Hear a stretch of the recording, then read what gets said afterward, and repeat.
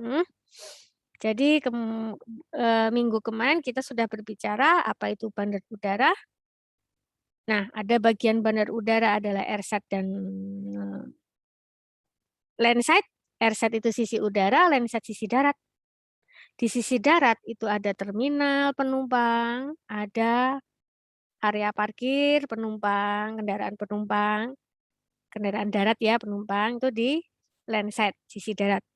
Di sisi udara atau airside itu ada yang pokok-pokok ini yang akan kita bicarakan, yaitu ada runway, ada taxiway, ada apron, dan mungkin ada elemen-elemen penunjang lainnya ya, bagi pesawat melakukan pergerakannya di sisi udara. Runway sendiri merupakan tempat take off dan tempat landing. Taxiway penghubung antara apron dengan runway. Apron sendiri tempat parkir kendaraan yang berbasis udara, yaitu pesawat terbang. Kemudian di runway sendiri tadi fungsinya adalah landing dan take off. Tapi yang paling sehat atau bukan sehat deh, standar sebenarnya adalah runway take off sendiri, runway untuk landing sendiri. Itu disesuaikan dengan kondisi luasan dari area bandar udara, khususnya juga di di airside-nya. Nah, jumlahnya tergantung dari volume lalu lintas yang dilayani oleh lapangan terbang tersebut. Jumlah dari runway. Kita berbicara di runway nih. Jumlah dari runway dan konfigurasi dari runway itu tergantung dari volume lalu lintas yang dilayani oleh lapangan terbang yang bersangkutan. Dan orientasinya, arah letaknya si runway itu tergantung antara lain oleh luas lahan yang Ibu sampaikan tadi tersedia untuk pengembangan lapangan terbang dan arah angin yang kemarin Ibu sampaikan. Untuk dimensi arah landas pacu itu tergantung dari arah angin. Karena arah angin itu bisa menghambat dan bisa melancarkan, tergantung arahnya dari mana. Jadi tergantung dari arah angin bertiup. Maka akan bisa ditentukan arahnya si landas pacu. Ya. Nah, konfigurasi roda, kok roda nanti ya, masih jauh konfigurasi roda. Konfigurasi runway ini tadi dikondisikan atau tergantung jumlah dan konfigurasinya tergantung dari volume lalu lintas yang dilayani oleh lapangan terbang yang bersangkutan. Kalau sering ya berarti sering rame di situ dan areanya luas, maka bisa memiliki konfigurasi roda runway tertentu nanti. Konfigurasi runway-nya apa saja ini?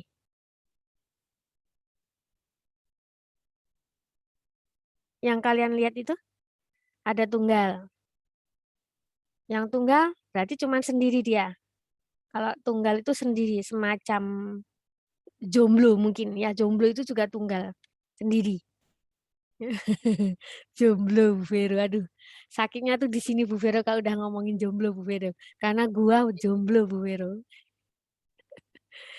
Ya, di situ runway tunggal merupakan konfigurasi yang paling sederhana. Ini pernah terjadi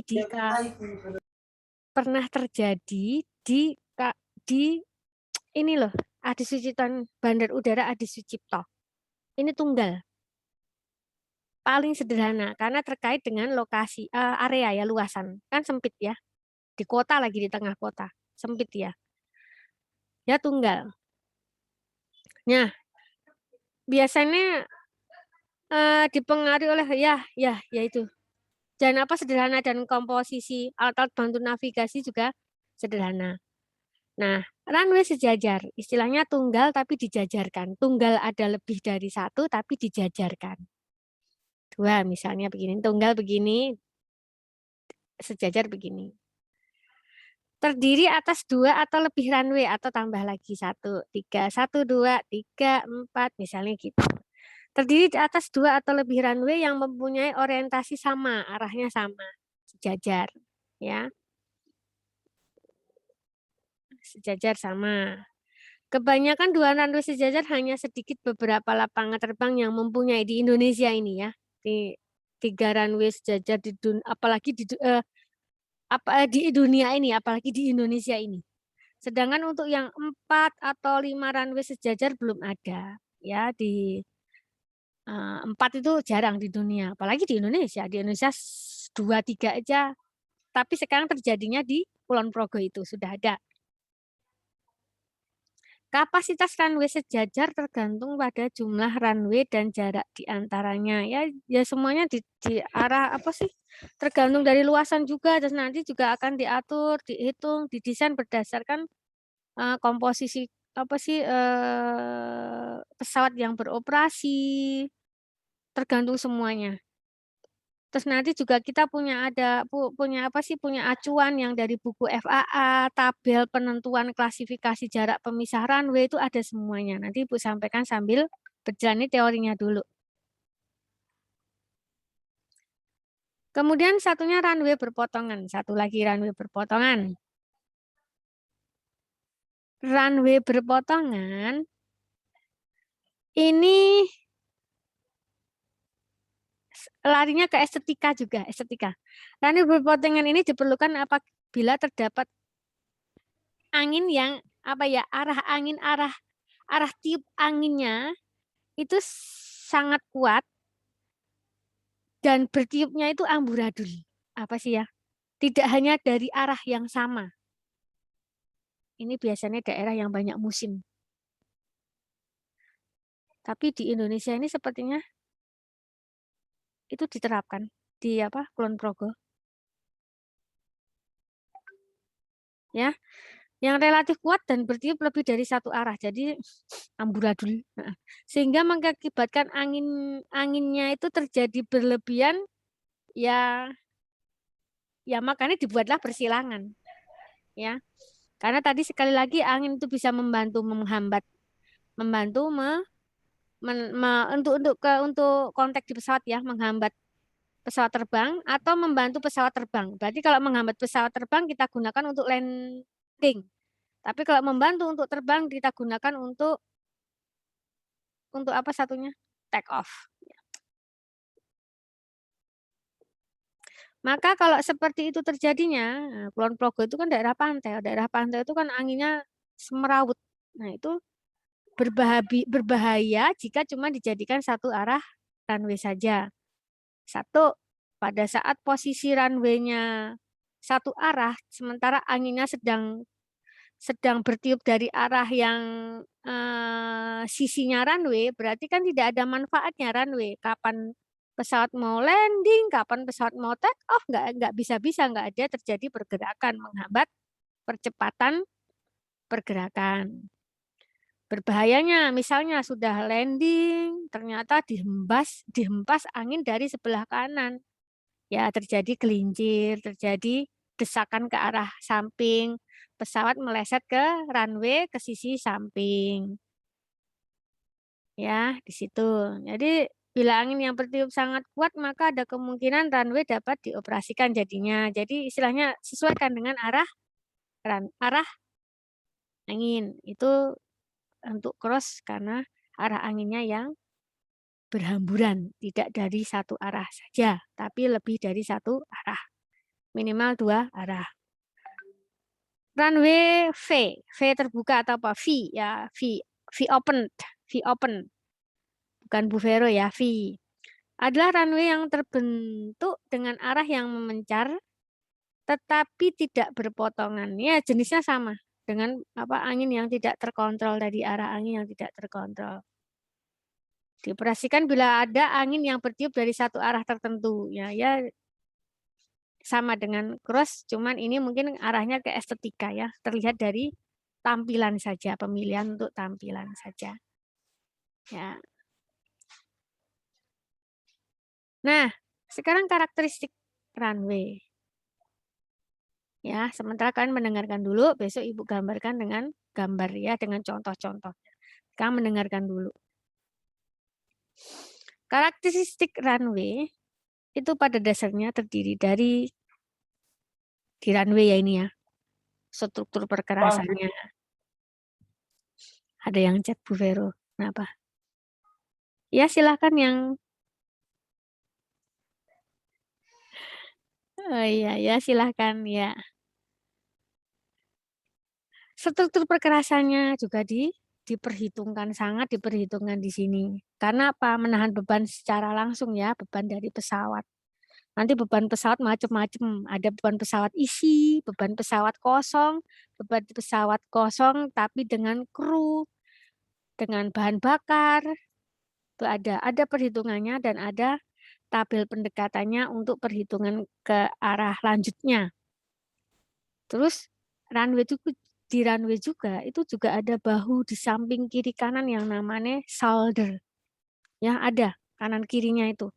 Runway itu tidak hanya runway tapi juga ada bahu sisi kanan kiri untuk menahan erosi. Nanti di situ bisa sebagai penahan erosi oleh adanya jet blast yang dikeluarkan oleh pesawat ya, tekanan yang dikeluarkan oleh pesawat, dan juga untuk apa ya, pengontrolan mungkin perlampuan, lighting atau drainase di situ. Bahu di samping kiri kanan. Ada strip runway. Strip runway untuk apa? Mencakup di dalam perkerasan. Jadi kayak ada marka. Kalau di jalan itu merupakan marka. Ya.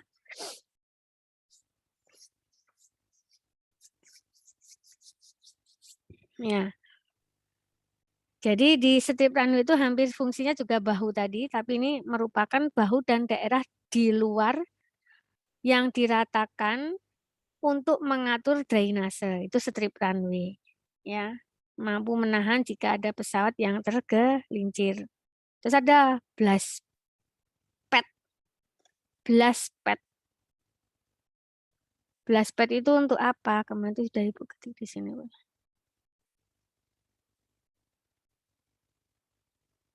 Ada blast pad ya.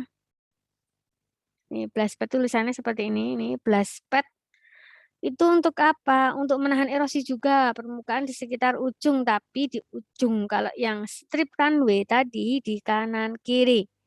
Kalau blast pad di ujung. Ya, juga akan adanya jet blast yang dikeluarkan oleh pesawat pada saat take off atau pada saat landing dan siap berhenti, siap mesin mati. Itu akan mengeluarkan jet blast dengan polusi yang sangat tinggi, polusi udara yang sangat tinggi. Nah, di situ ada daerah yang namanya blast pad, benar-benar steril dari makhluk hidup. Benar-benar area steril, khusus untuk jet blast-nya dari pesawat. Ya, gitu. Biasanya dari perkerasan, tapi dulu orang mau menghindar dari makhluk hidup, tapi dulu sempat pakai bahan rumput biasa, tapi rumput biasa.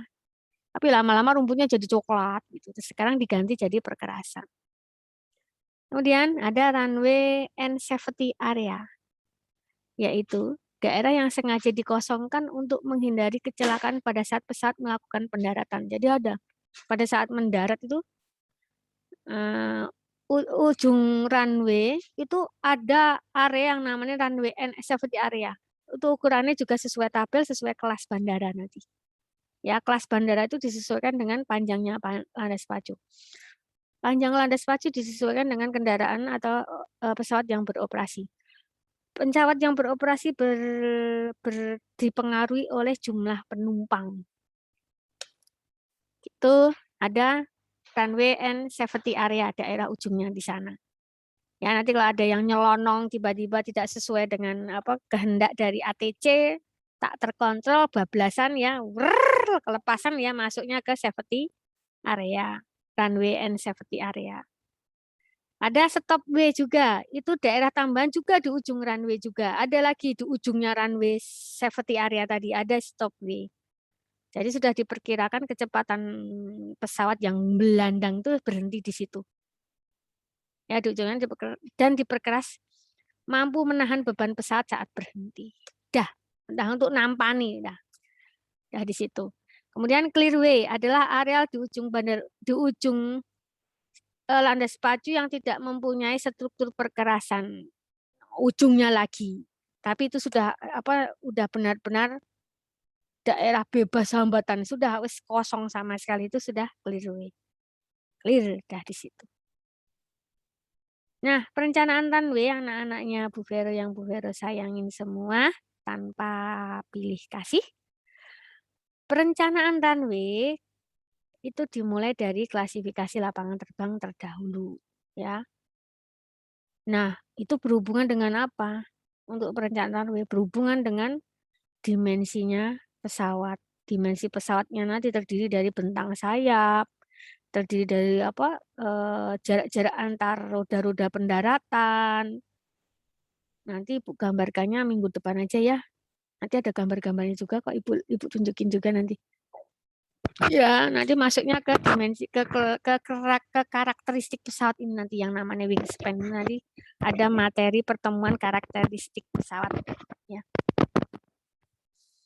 Nah, dasar-dasar standarnya ini kita gunakan ICAO kemarin ya. Jadi untuk klasifikasi lapangan terbang kita gunakan dimensi pesawat terlebih dahulu dalam menentukan perencanaan runway ya, yaitu pesawat yang beroperasi di situ, dicari yang menjadi pesawat kritis, dan kita ukur wingspan-nya, kita ukur jarak-jarak antar roda-roda pendaratannya di situ, baru kita masuk ke tabelnya. Oh, dia diperoleh panjang sekian, karena berdasarkan pesawat yang jenisnya ini dengan dimensi wingspan-nya sekian meter, untuk roda-roda pendaratannya yang luar dan dalam ukurannya sekian, maka mendapatkan kelas sekian, kelas bandar udaranya, runway panjangnya sekian meter. Gitu. Tapi untuk arahnya tergantung dari angin yang bertiup tadi. Ini berdasarkan dari ICAO dengan menetapkan namanya Aerodrome Reference Code. Bisa dibuka itu Aerodrome Reference Code. Itu kelas bandara, panjangnya yang diperlukan berapa untuk minimal kelas bandara sekian, minimalnya berapa. Kode itu kode itu bisa menggunakan angka kode itu nanti kode bisa menggunakan angka itu number, dan bisa menggunakan huruf itu letter. Jadi nanti ada code number, ada code letter ya. Dengan sistem klasifikasi ini, suatu lapangan terbang akan mempunyai reference code yang terdiri atas code number tadi dan code letter ya. Code number digunakan terdiri atas angka 1 dan 4. Ini kaitannya dengan klasifikasi lapangan terbang, kelas ya. 1 dan 4 untuk code number ya, cuman 1 sampai 4 kelasnya. Kalau untuk letter itu bisa sampai A, B, C, D, E. Ya. Ya, A, B, C, D, E. Nah, di mana angka ini berhubungan dengan panjang runway nanti pada kondisi standar atau tabel Aeroplane Reference Field Length. Sedangkan yang code letter digunakan ini A sampai E tadi, di mana huruf ini berhubungan dengan lebar bentang sayap, jarak tepi, gitu. Nanti ya, minggu depan ya. Sekarang belajar mendengarkan dulu. Nah, banyak banget nih tabel-tabelnya sebenarnya. Ya, di situ. Terus nanti juga kita harus mengkoreksi panjang runway, ya panjang runway landas pacu. Tadi kan mungkin untuk koreksi panjangnya juga akan dipengaruhi oleh apa ya? Keberadaan area ya dari muka air laut, ya. Jadi makin tinggi suatu tempat, makin berkurang kepadatan udara di tempat tersebut. Karena itu untuk mendapatkan gaya angkat yang memadai pada daerah tersebut, pesawat terbang harus bergerak lebih cepat. Makanya kemarin sebelum masuk ke Kulon Progo, sempat ke Wonosari. Nah, tinggi dia, makin tinggi makin untuk daya angkat yang memadai pada daerah tersebut, pesawat terbang harus bergerak lebih cepat. Sementara kalau lebih cepat berarti jarak landas pacunya lebih panjang. Nah, itu nggak memadai, maka dipindah ke Kulon Progo. Lagian makin tinggi suatu tempat, temperaturnya makin tinggi suatu temperatur juga akan mengurangi kepadatan udara. Karena itu makin tinggi airport reference-nya temperatur, akan makin panjang runway-nya. Itu kan jadi bertumbuhan di situ. Makin tinggi tempat, selama luasannya luas, bisa panjang runway-nya nggak masalah. Intinya seperti itu. Jadi setiap panjang runway dibutuhkan untuk take off, harus dikoreksi terhadap kelandaian memanjang runway. Nah, nanti kalau temperaturnya makin itu tinggi, berarti kan pesawat itu harus makin cepet. Berarti kan butuh pesawat panjang. Butuh landas pacu yang panjang. Orientasi runway. Orientasi runway dibuat dengan arah sedemikian rupa sehingga pesawat terbang paling tidak jadi untuk mengarahkan runway, kalian tuh butuh mengumpulkan data angin. Tadi, arah angin dari mana. Nah, ini perlu sekali ditentukan supaya tahu arahnya kita kemana dan nanti jadi kaitannya dengan konfigurasi landas pacu, konfigurasi runway. Ya, paling enggak, nah di situ kalian harus mengumpulkan data angin. Nah, data angin yang disarankan, data angin dengan satuan kecepatannya yaitu satuan kecepatan angin adalah knot, KNOP. Atau bisa juga sih dengan MPH jaraknya sekitar misalnya 20 knot tuh bisa 23 MPH power horse, meter power horse. Gitu. Nanti ada kelas-kelasnya juga. Untuk kelas C itu berarti yang diizinkan 10 knot untuk kecepatan angin. Kelas D, E itu 10 knot. Kelas D dan E 10 knot. Kelas C ya 15 MPH atau 13 knot. Kelas AB lebih tinggi 20 knot. Gitu nanti sambil jalan ini ya, bentar. Ini cerita teori dulu. Data angin dibutuhkan ya untuk take off, untuk landing. Jika gerakan pesawat terbang baik untuk take off atau landing diusahakan untuk melawan arah pergerakan angin ya. Jadi biar enggak kebablasan, biar enggak terlalu ngibrit. Nah, cari angin yang bukan seakan angin yang melawan dari arahnya runway. Jadi arah runway yang tepat adalah melawan arah angin. Itu nanti bisa didapat dari Badan Meteorologi dan Geofisika. Ini orang-orang yang merancang ke itu angkasa pura begitu. Ya, seperti itu. Terus penomoran runway juga itu ada nomor runway berhubungan dengan arah orientasi kan itu. Nah, jadi nomor runway itu berdasarkan dari arah angin tadi. Pengumpulan data-data angin nanti akan ketemu angka-angka ya persentase. Jadi ada angka 95, 65, 90 jadi dari data akumulasi angin dan dipresentasekan total 95% yang diizinkan untuk diletakkan arah runway-nya. Geometri runway masuk juga itu nanti masuknya lebar runway yang diizinkan minimum. Itu berdasarkan apa? Berdasarkan tadi code number, code letter gitu. Code number, code letter dari kelasnya. Kelas dari apa? Kelas dari bandara melihat klasifikasi tadi. Nanti di situ akan didapat lebar minimum. Kalau kelas sekian, lebarnya sekian. Jadi runway perlu diberikan kemiringan juga, kemiringan melintang atau gradien ya kalau di jalan-jalan ya. Itu juga berdasarkan code number ABCDE, kemiringan melintangnya berapa? Sekitar 2% hingga 1,5. Kalau di jalan 2% atau berapa? 2,5, 2 sampai 2,5. Atau sama sepertinya di jalan raya ya. Ini kita direkomendasikan oleh FAA yang dipayungi oleh ICAO ya. Ya gitu. Runway dengan code letter D dan E lebarnya kurang dari 60 meter lebarnya, pendek sekali dia. Minimal ya, minimal tapi ya. Minimumnya. Nanti kalau untuk aktualnya kan kita harus mengerti dimensi pesawat yang akan beroperasi. Begitu.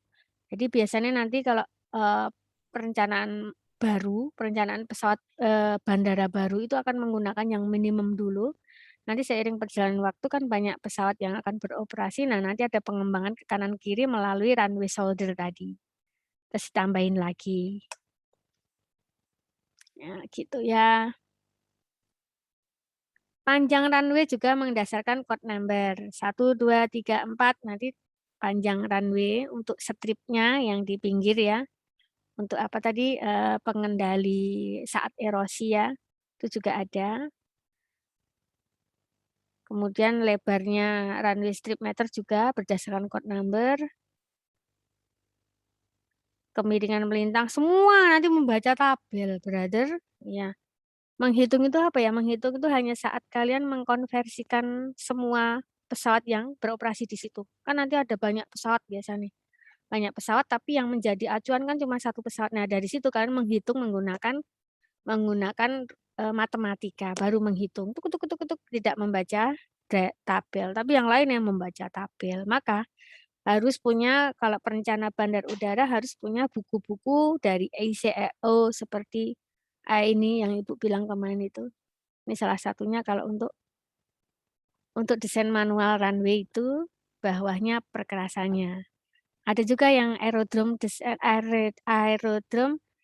desain keseluruhan bandar udara yang di Indonesia kan juga ada, yang masih seperti ini juga ada. Iya, airport design manual ada. Juga dari ini, dari ICAO juga. Gitu. Kemudian sudah ya, cuma sampai runway doang ini, terus besok Ibu akan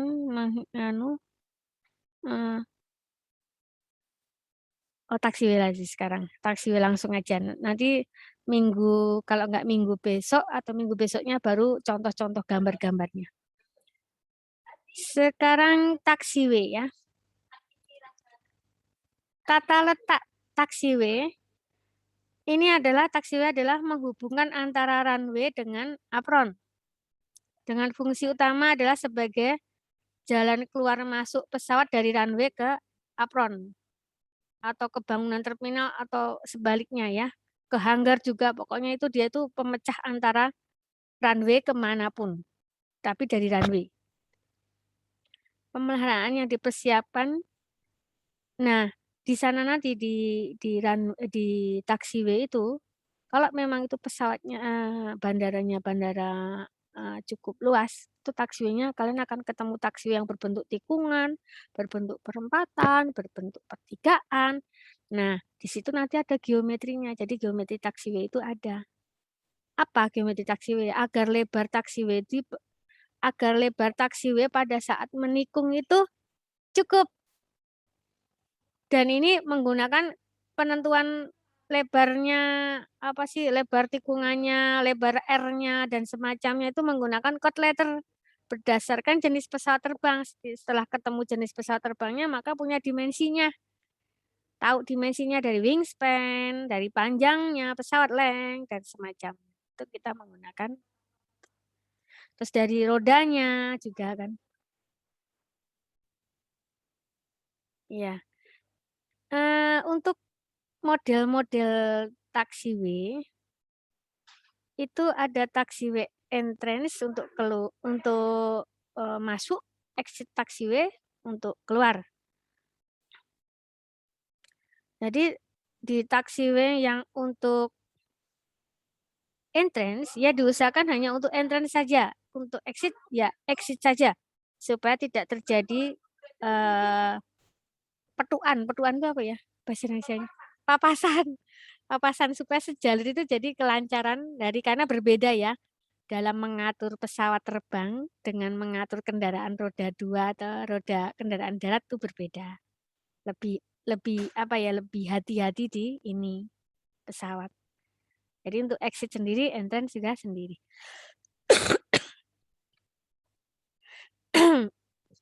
Kemudian di exit taxiway ada parallel taxiway, ada apron taxiway, ada cross taxiway.